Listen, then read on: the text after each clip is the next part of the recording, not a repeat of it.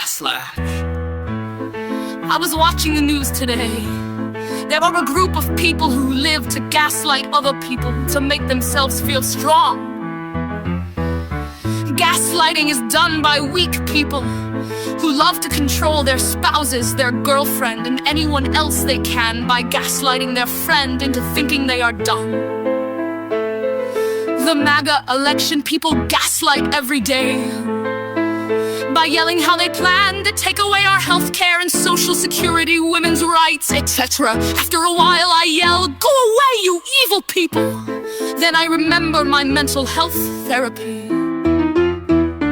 Gaslighting is carried out by weak, egotistical, narcissistic bullies. Walk away, turn the page, breathe. The story is concisely edited to a little over 600 words. This comes from my heart because of narcissistic relationships in my life of adventures in this century.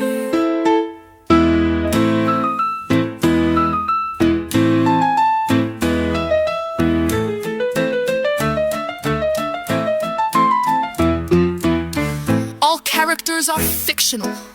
There are many folks that have been involved with gaslighting partnerships, whether it be romance or friendships.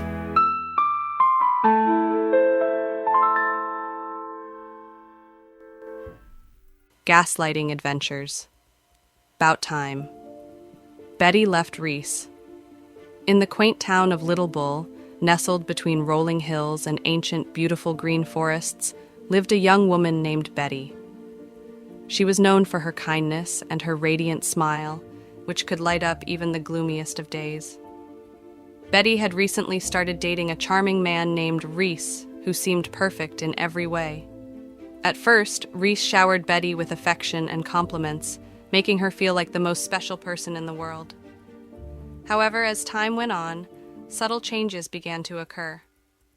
Reese would make small, seemingly innocent comments that left Betty questioning her own memory and perception. "Are you sure you locked the door?" he would ask, even though Betty distinctly remembered doing so. "I think you're just being forgetful," he would say with a gentle smile.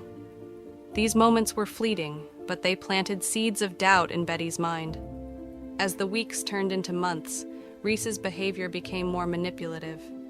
He would insist that Betty had said things she hadn't, or deny things he had clearly done. "I never said that," he would claim, leaving Betty feeling confused and disoriented. Betty's friends noticed the change in her demeanor. She was no longer the confident, joyful person they once knew. Instead, she seemed anxious and unsure of herself.